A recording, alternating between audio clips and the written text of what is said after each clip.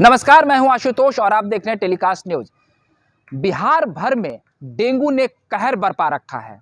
बिहार के कई जिलों समेत राजधानी पटना में भी डेंगू ने पांव पसार लिया है।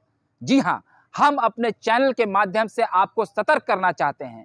यदि आप डेंगू को हल्के में ले रहे हैं तो बिल्कुल भी ना ले। आप पूरी सावधानी और सतर्कता बरतें।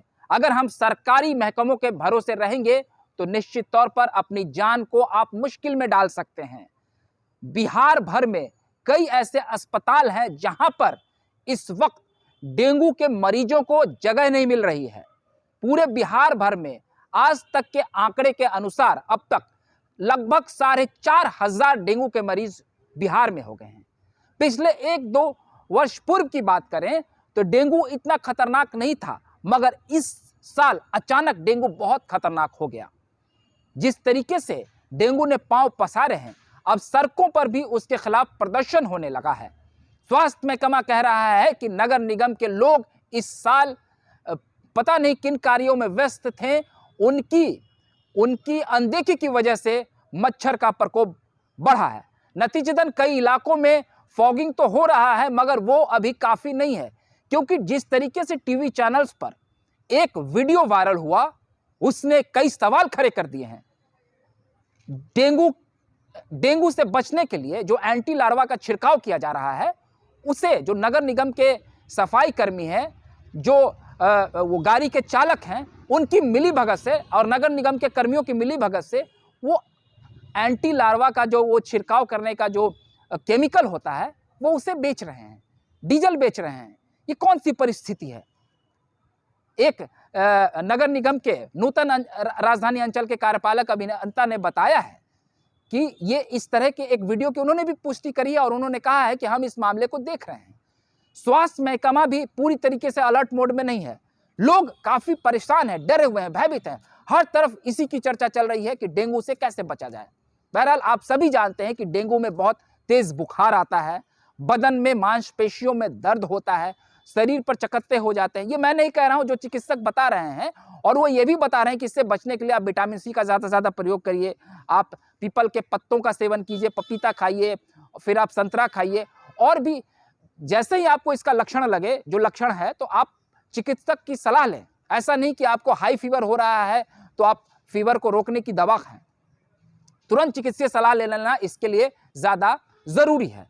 डेंगू को लेकर कई तरह के गाइडलाइन भी आए हैं, लेकिन बिहार का जो स्वास्थ्य महकमा है वो अभी भी पूरी तरीके से अलर्ट नहीं हो रहा है। लेकिन अब डेंगू को लेकर जिस तरीके से दबाव पड़ रहा है, पटना सिटी के कुछ लोगों ने भी सड़क पर उतरकर इसके खिलाफ आज प्रदर्शन किया है। लोगों में अब जन आक्रोश पनप रहा है कि डेंगू जैसी मामूली बीमारी को भी बिहार सरकार रोकने में विफल कैसे हो सकती है। बिहार के मुख्यमंत्री कभी बीजेपी से झगड़ा कर रहे हैं, कभी केंद्र को गाली दे रहे हैं, कभी कोई सौगात देने की बात कर रहे हैं, लेकिन जब लोगों के स्वास्थ्य जैसे मसले पर उन्हें मदद नहीं की जाएगी, ये सरकार की पूरी तरीके से घोर लापरवाही है। डेंगू जैसे एक सामान्य बीमारी को लेकर जनता की जान को मुश्किल में डाला जा रहा है। आज तेजस्वी यादव जागे हैं और उन्होंने एक्शन लिया और एनएमसीएच के अधीक्षक को उन्होंने सस्पेंड कर दिया है। विनोद कुमार सिंह को सस्पेंड कर दिया। उन्होंने कहा है कि ये लापरवाही बरत रहे थे और ये लगातार स्वास्थ्य विभाग के गाइडलाइन को फॉलो नहीं कर रहे थे। वहां कोई व्यवस्था नहीं था, वहां पर कोई इंतजाम नहीं था, और जिस तरीके से डेंगू के प्रकोप को रोकने के लिए जो नियम बनाए गए थे, जो उनके पास जो नीति भेजी गई थी, जो उनको एक इंस्ट्रक्शन भेजा गया था, वो उसे फॉलो नहीं कर रहे थे।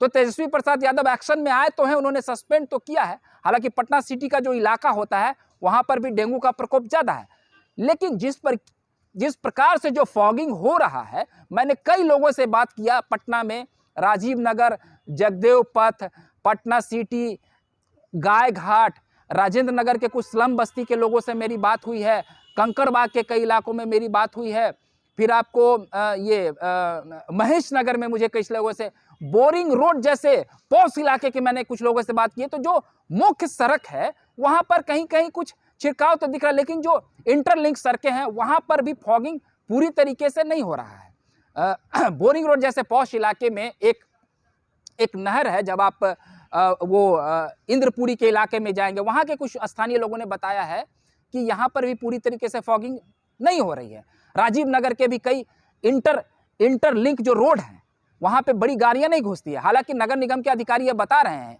कि वहाँ पर हैंड फॉगिंग की भी व्यवस्था की गई है और एंटी लार्वा का छिड़काव हर तरफ किया जा रहा है। ये बहुत अच्छी बात है, होना भी चाहिए, क्योंकि लोगों का जान बहुत कीमती है।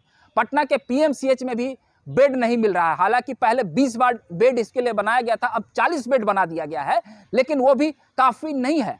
इसको लेकर हम सरकार से अपील करना चाहते हैं कि पूरी तरह से अलर्ट मोड में आए और डेंगू जैसे एक सामान्य बीमारी पर लोगों की जान को मुश्किलों में न डाला जाए। पूर्व में भी हमने देखा है कि कोरोना में किस तरीके से लोग परेशान हुए, कभी कोरोना कभी डेंगू, और हमारे मुख्यमंत्री कभी समस्तीपुर जाते हैं उद्घाटन करने, कभी कहीं जाते हैं, कभी उनका अपने प्रतिद्वंदियों से झगड़ा होता है, लेकिन अभी तक जो संवेदनशीलता उनको दिखानी चाहिए डेंगू के मामले पर उन्होंने नहीं दिखाई है। कोई बहुत बड़ी हाई लेवल मीटिंग्स नहीं, बस छोटे मोटे कुछ फरमान जारी कर दिए गए हैं। मैं आपको बता दूं कि पटना का एक सैदपुर नहर इलाका है, उस पूरे इलाके में जो बस्ती है वहाँ के कई लोग, हर घर में अगर आप देखेंगे तो डेंगू के मरीज आपको मिल जाएंगे। कई पॉश इलाके में, राजेंद्र नगर, बोरिंग रोड जैसे इलाके में भी डेंगू के मरीज है। ये पूरी तरीके से घोर लापरवाही, और पूरे बिहार के कई जिलों में, बेगूसराय, मुंगेर में आज डेंगू के कई मामले आए हैं। तो पूरे जिले में आप देखेंगे तो इसका कहर है, और पटना में भी जिस तरीके से मच्छर का प्रकोप है, ये निश्चित तौर पर सरकार के कार्यशैली और रवैये पर सवाल उठाती है, और लोगों को जागना होगा और अपनी सुरक्षा खुद करनी होगी।